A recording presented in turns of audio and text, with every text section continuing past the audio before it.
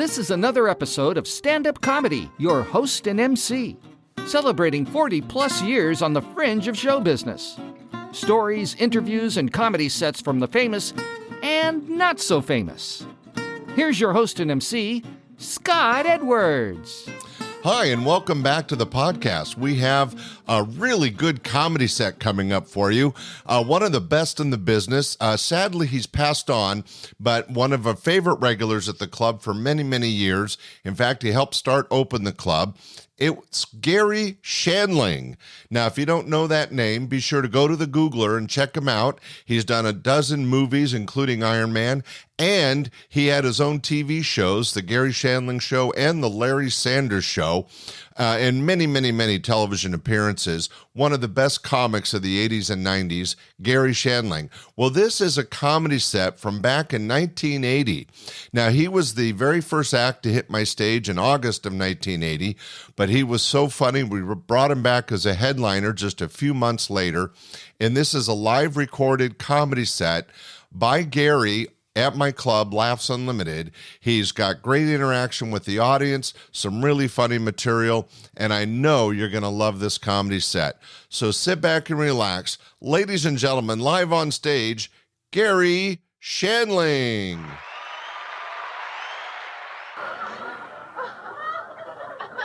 Well, some guy, the first show, said he used to shop with condoms, used to walk into a store, put one on, and walk out. And I said to him, what'd you say if they caught you? Hey, I had it on when I came in, okay? I like to wear it. I never know when I'm going to get lucky, all right? I camp. I was in Sequoia National Park, and they give you a little pamphlet. It's great. They say, if you see a bear, don't irritate the bear. Which is the first thing I was going to do if I saw a bear, was try to piss him off. You know what I mean?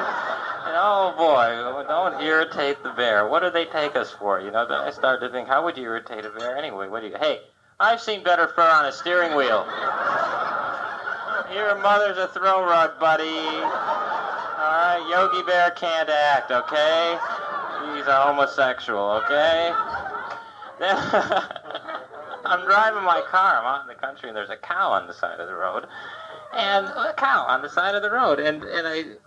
We've all done this. I rolled my window down, stuck my head out the car window, right? I went, moo. Like we expect that cow to think, hey, there's a cow driving that car. How can he afford that? I'm sitting here eating grass. This guy's driving a Mercedes. Shit. I gotta talk to my account. Well, I mean, really, moo. I'd like to see the cow go, hey, how are you today? Nice to see you. Nice car. How long did that... Blow that smoke a little more my way. I'd appreciate it, because I'm from Los Angeles, and I wasn't able to breathe for a second until you blew that in my face, and now I feel at home. How long have you been smoking? Good one. Have you smoking a long time? How long? About an hour and a half. Great. How much do you smoke? Pack a day. Well, you won the door prize. Bring the iron lung in, will you, Scotty? Great. Well, save the coupons. You'll be able to get a tennis racket and go out there and go, break. Gotta take a break. Good. I'm athletic. We went water skiing. We were talking about that. All the guys, we went together and went with Mike, the guy who gets drunk, and I was water skiing on the freeway. Mike was driving the boat, and he had taken it over the riverbank on the Interstate 5, I think it was, and I was dodging trucks. It was great. Mike has this boat. It's got a 19-foot boat with a 150 horsepower engine, and a big yellow boat with orange stripes down the side. It comes to a point, and it says "Muscle of Love" on the side. Right on the money there. Mike goes out on dates. Girls say, "Bring the boat, would you, Mike? Bring the boat." And I bowl. I took a girl bowling to impress her the other day, because she's just getting jokes guys did the first act. That's great. That's great. You'll get the couple with the ugly children come around September, I guess. Actually, I bowl. I bowl for a high score. And I have my own ball, my own bag, my own shoes. I have my own shoes that say 10.5 on the back, because I think that looks neat. I ordered them that way. And I have my own ball, my own bag, my own shoes, and I have a wristband, and I bowled an 82 with this girl. And the guy at the desk went on alley 7, an 82. An 82 with his own shoes. Okay. Thank you, sir. Thank you very much. And then we went from there. I got my head stuck in the ball return, which was a little awkward. And then we went to Denny's right after that. Sort of to top off the evening, I bought the girl a patty melt and my idea of a big night on the town. Denny's is the worst, isn't it? The boat people wouldn't eat at Denny's. You know, they could say, you guys come on down to Denny's. No, thank you very much. Very, we ain't on the boat. Very, thank you very much. We'd rather eat seaweed. Very, thank you very much. IHOP's another one like that. I like to go to IHOP to see the kids stuck to the top of the table at International House of Pancakes because they got 400 kinds of syrup and it's all stuck to the top of the table. And kids go by and stick there, you know. They come on, Billy, let's go home, you know. And you ever put your arm down on the table at IHOP? It comes up with no hair. Have you ever noticed it? I had hair when I came in here. I'll call when I go home. Is there any hair on table 3? Yeah, that's mine. Thank you.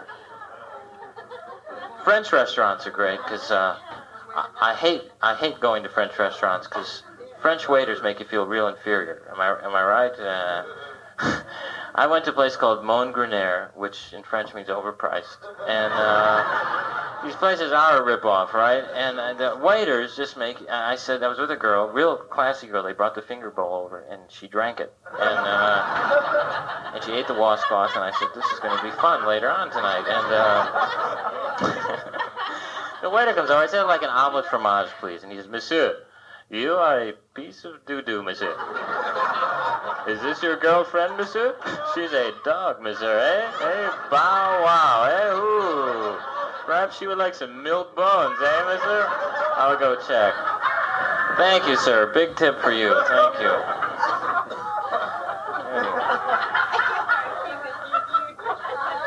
You have a strange laugh, sir. I have, hit him on the back, ma'am.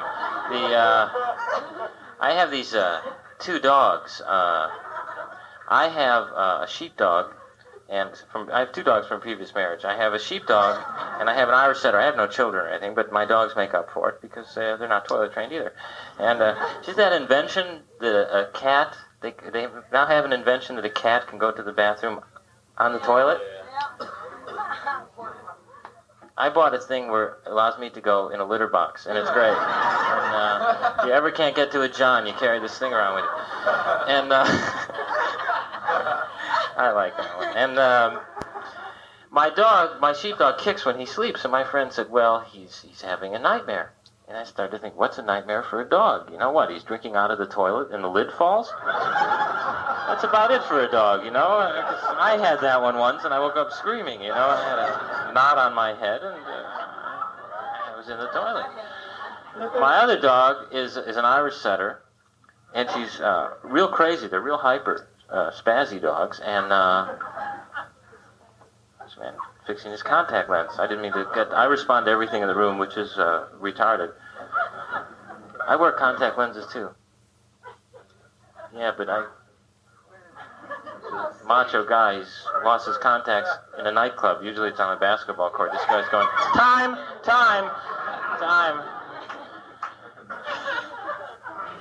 You know, real hip people wear their glasses up in their hair, and I wear my contact lenses up here. Try it. How long have you been wearing contacts? 20 years. Well, they're probably hurt because they've been in so long.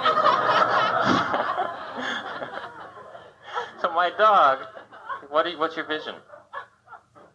Is it? Let me see. People always say, let me try your glasses on to see. No one ever says, hey, try my contacts. Okay? No one ever does that. You know what you need? One of those. My contacts flipped out while we were playing water skiing, which shows you how hip I am. And we're going to play water skiing today. I'm a macho guy. I'm a Jew and a wimp, and I drive a motorcycle with playing cards in the spokes, okay? And, yeah, it sounds like a bicycle. It's great. And, what was I going to say to you about the, shit?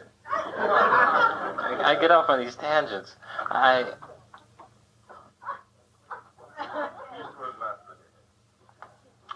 My contacts kept flipping out while I was playing water skiing.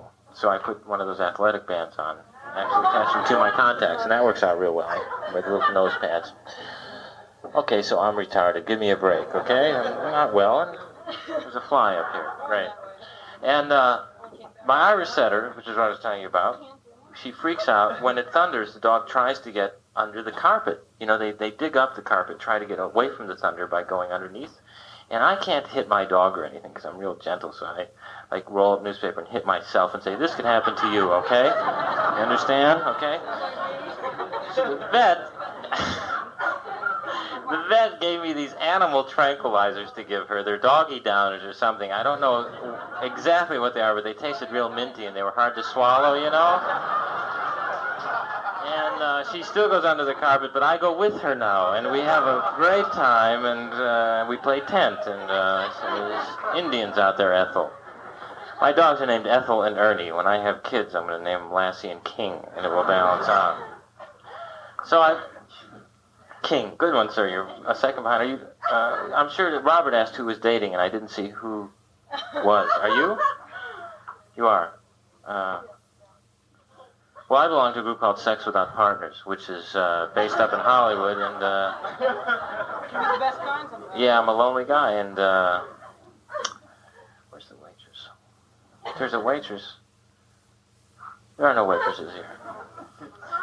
The waitress with the big tits, you know? That one, you'll know when she comes in, because she hits them against the post and everything, and I figured this is, I got her phone number, you know, and I figured I'm a real lucky guy. I got her phone number, and I'm lucky. It turned out it was an 800 number, okay? It was toll-free from anywhere in the country. This is an easy girl, right? She had her house key has a little label on it that says, drop in any mailbox, we guarantee postage. You know what I'm saying? She wears electric shave, too, which is real weird. Are you worried now that he expects to have sex after the date? Because sometimes... Easy now. Sometimes the girl's real worried when she goes on a date. The guy spent the big bucks. What, $4 tonight? Good. And that she figures, oh no, this guy's going to expect to have sex afterwards. I'm going to have to fight him off at the door. And what am I going to do? You know. So when I pick up a girl, I say, I'm not like that at all. We have sex now, or we don't go out. Okay? And then there's no problem. You know what I mean? You ever had sex so good that the next day you feel aftershocks? Have you ever had that? You're like walking down the street and you go, whoa. Whoa, that's good. Whoa. It's like food coming up again. You go, oh yeah. I gotta call her. What was her name? Oh yeah, Dick, that was it, yeah.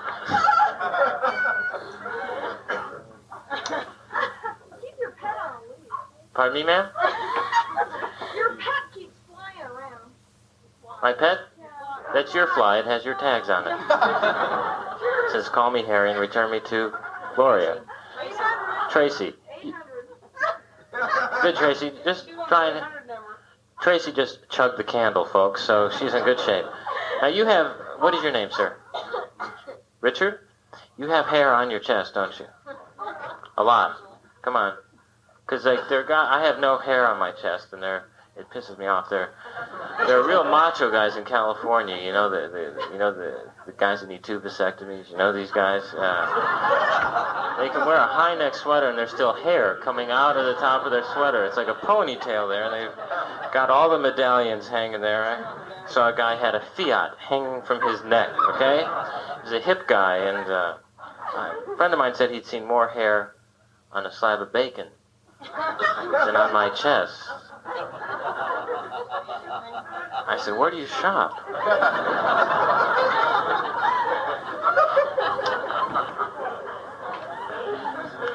So I'm at the beach and I see guys that have hair that's like on their chest, it's up over their shoulders, it's down their back, you know, and down and around and onto the person next to them there.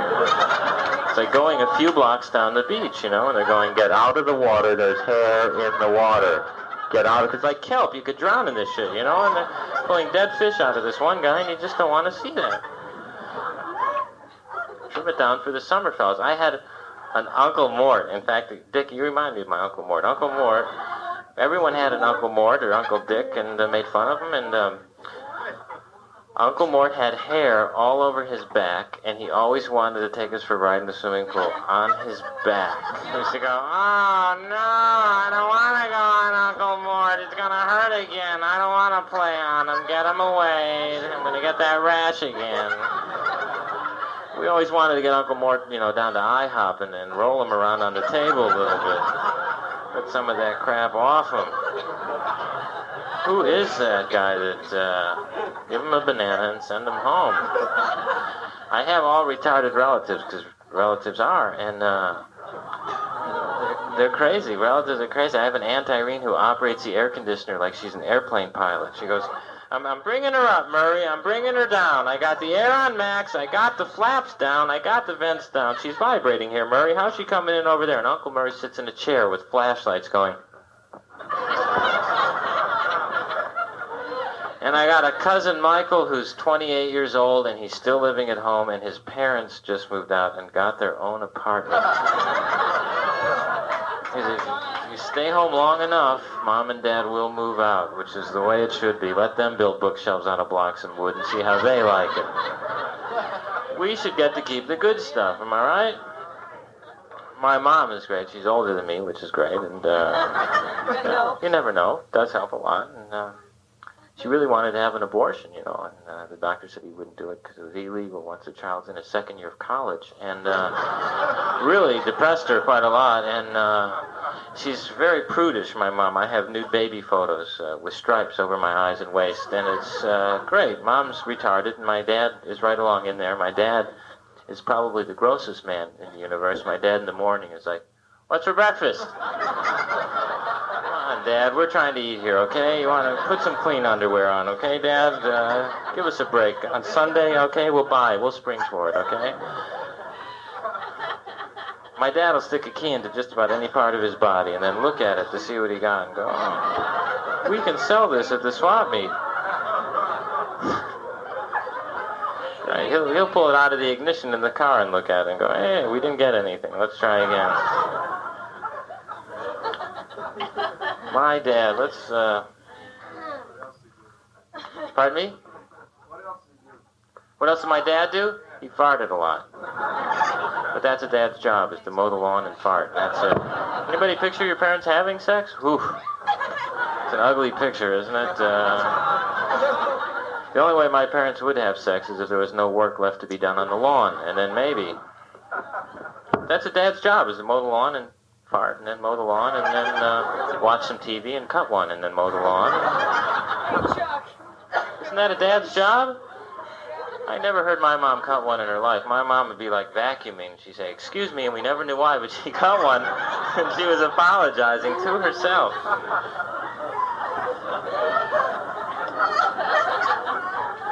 It's true. Guys are weird. Like on a first date, we'll sit on that thing till our face turns blue, But as soon as we get married, listen to this one, honey. Want to hear a duck? We have names for them. Want to hear a duck? Here comes a flock of ducks, honey. Get the shotgun.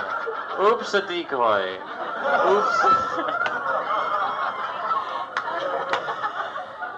Oh, God, the worst is in a movie theater. Come on, and you don't know where it's coming from, It ought to be like in basketball. When you commit a foul, you got to raise your hand. If you cut one, you got to raise your hand. Some guy cuts one 5 times. The guy comes, throws him out of the game, Get out of the theater. You're ejected, buddy. Women, how many women here cut them, really? Just raise your hand. Women, how many women have ever cut one in their life? Good, not one woman, right? Not one woman? Right. See, I think when women all get up to go to the powder room together, they're going to fart their brains out. Going, "Come on, the guys will never know. Let's go. Come on. This is our one chance. Come on." It's like, that's got to be the code phrase for cutting one. It's like, "I smell something, Marge. Did you just powder your nose?" "Yes, I did. A big one." Women don't. You must. Where do you go out? You go out to, Merced and let one go, or what? You go out to Fresno? Great. Well, at least you've admitted to us where you do it, and I think that's good. Have you ever lit one? Guys will light them. That's why people from another planet have never landed here. Are you aware of that? They go back and say, you won't believe this. They cut them and then they light them. And they have to light them to get into fraternities. I go, what? You've lit one, haven't you, sir? Who's lit one here? It's fire season. God. It's fire season. That'd be great. This is Smokey the Bear saying, please don't light any farts in our forest this year. Only you can prevent forest fires. Who's lit one here? I've never seen anyone light one, actually. And do we have any volunteers at all? Who's lit one? We're not going tonight till someone fesses up that they've lit one.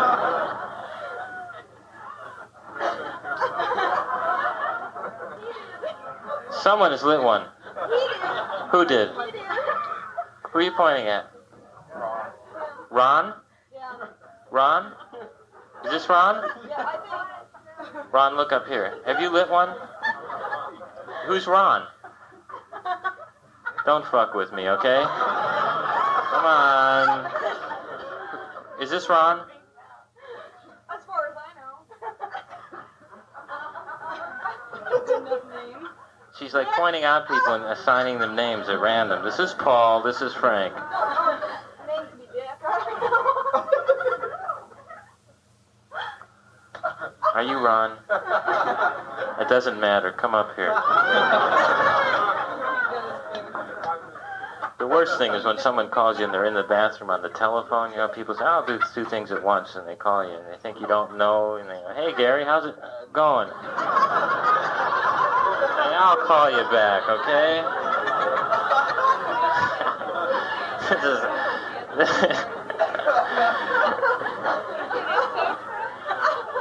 I haven't done this stuff since I've been here, and there's a reason for that. What do you think, Scott? Scott likes this kind of stuff because his head's in the toilet most of the time. Well, what else can we do? You've been to Disneyland? Anybody been to Disneyland? Did Ronnie talk a little about Disneyland? I just went there, and have you been there since the Japanese have taken over? We won the war, didn't we? But these suckers got Disneyland. It's true, isn't it? I was waiting to go on the submarine ride, and there were like 30 Japanese guys getting on before me, and I watch those late night movies, you know. I said, you guys go ahead, I'll get the next one, okay? Because you don't want to be on a submarine and the guy next to you turns and says, hello, American, give us all your tickets. Dive, no thanks, I'll get the next one. Then I went on that ride, It's a Small World, which is the best boring ride at Disneyland. You like It's a Small World? How many? Applaud if you've been on It's a Small World. Everybody's not applauding. Okay, wait. How many people like that ride, considering it's an e-ticket? How many people don't like it? You know, how many of the people who liked it, who didn't like it? This is mostly over in here. The people who didn't like It's a Small World think these people are pansies because they like it. The worst thing about the ride is for the rest of your life you hear that darn song in your head, isn't it? For the rest of your life, it's a small world, na na na na na na na na na na na na na na na na. Give me a break, okay? Play that to Prisoners of War and they would talk, you know? Then I went on Pirates of the Caribbean, and that's the best ride at Disneyland. I agree. And I'm home cleaning my house afterwards, and I'm going, yo-ho, na na na na na na na na na na. I was having sex, and I was going, yo-ho, na na na na. And the girl was going, it's a small world, na na na na na na na na na. That's the one thing they're missing at Disneyland is a reality land, you know, where they have scary rides that are closer to real life. You know, they ought to have that. Real life ride, you know, like you get in the car, you go through a dark tunnel, and a pregnant girl pops out and says, you're the father of my child. Ooh, that's real. Ooh, I'm not going on that again.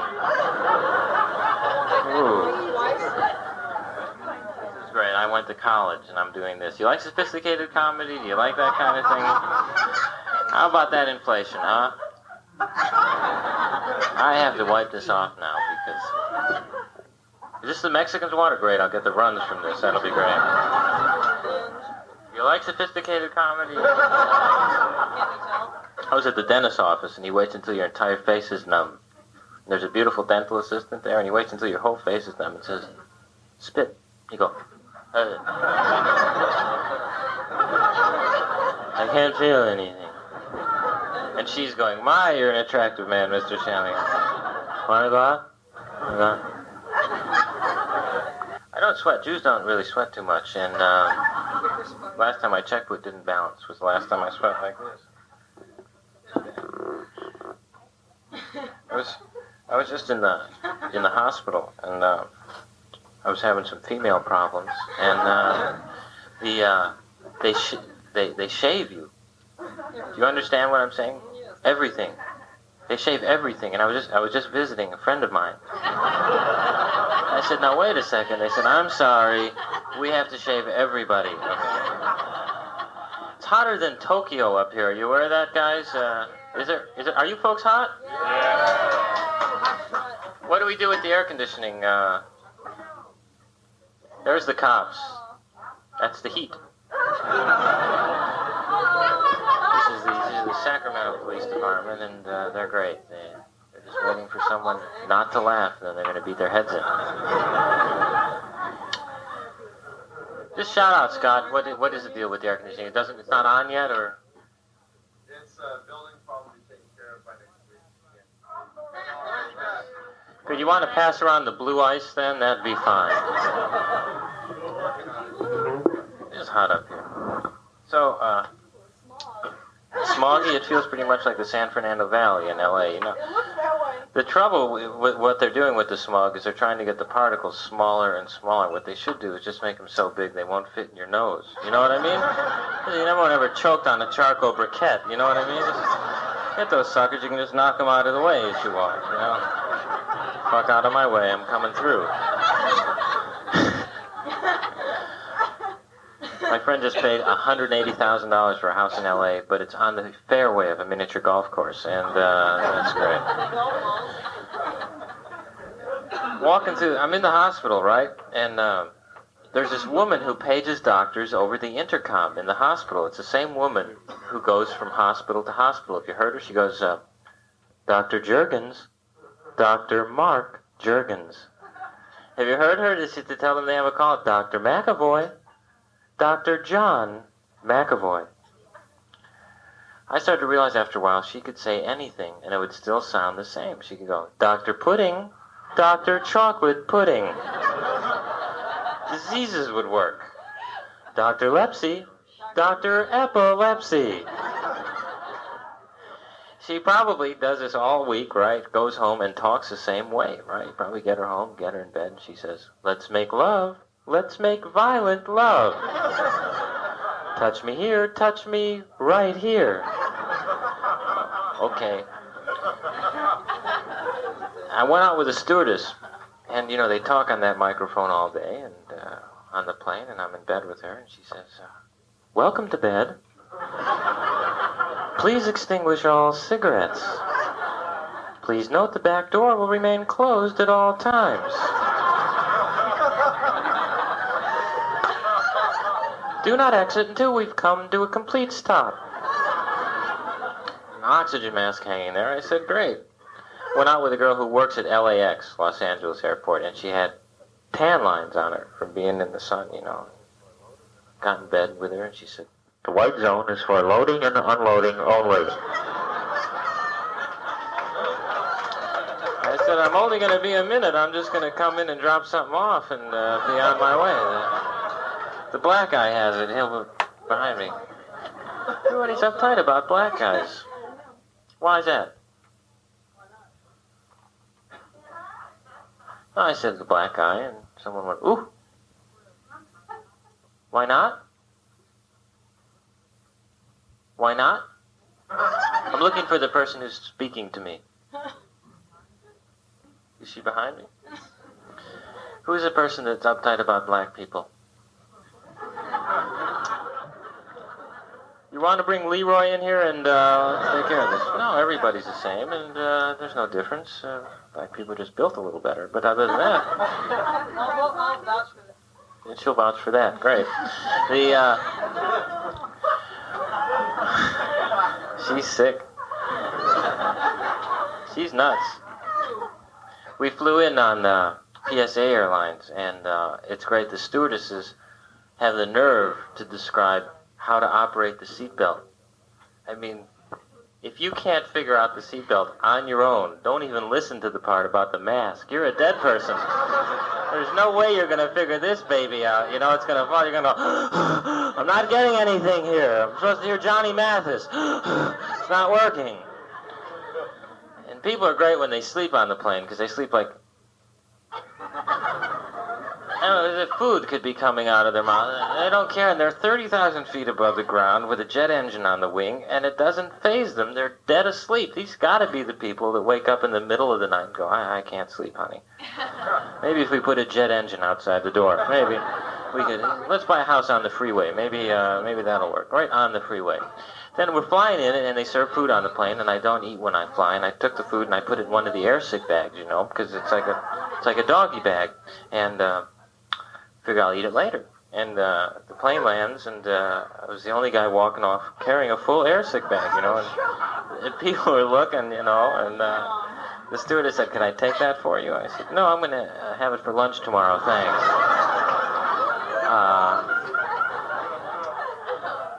Heat it up, and want to go out for dinner? No, that's okay. Let me read you this, because this is appropriate. This is very appropriate. I hadn't seriously planned on reading. I got this. We were talking about this in the back. This is, I did Make Me Laugh a few months ago, and this is the one fan letter that came pouring in when I did the show.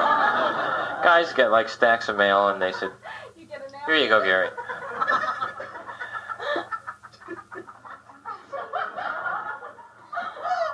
Can we have her put to sleep?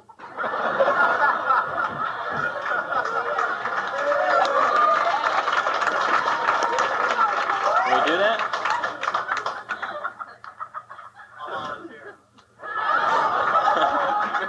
Are you a gynecologist? We just want to put one part to sleep. Just to teach her a lesson. Come on, wake up. What? What do you do, sir? What is your actual job? Perfect. Yeah. What is your name? Marty. Nice to meet you. Are you Jewish? Yeah, because Marty, attorney, Jew. That's how it works, right down the line. Oh, man. Gary is so funny. That was just an amazing comedy set. He was one of our favorite regular headliners for many years. A lot of television work, movies, really clean. And as you could see, even back in the early 80s, one of the funniest guys ever to hit the stage. Hey, thanks for joining us for this special comedy set by my good friend Garry Shandling. Stay tuned. We have another great show next week. In the meantime, we're still trying to build the audience. Be sure to tell your friends, rate us on Apple, and, continue laughing and having fun. Thanks for listening to Stand-Up Comedy, your host and MC. We'll see you next week. Bye. We hope you enjoyed this episode of Stand-Up Comedy, your host and MC. For information on the show, merchandise, and our sponsors, or to send comments to Scott, visit our website at www.standupyourhostandmc.com. Look for more episodes soon and enjoy the world of stand-up comedy. Visit a comedy showroom near you.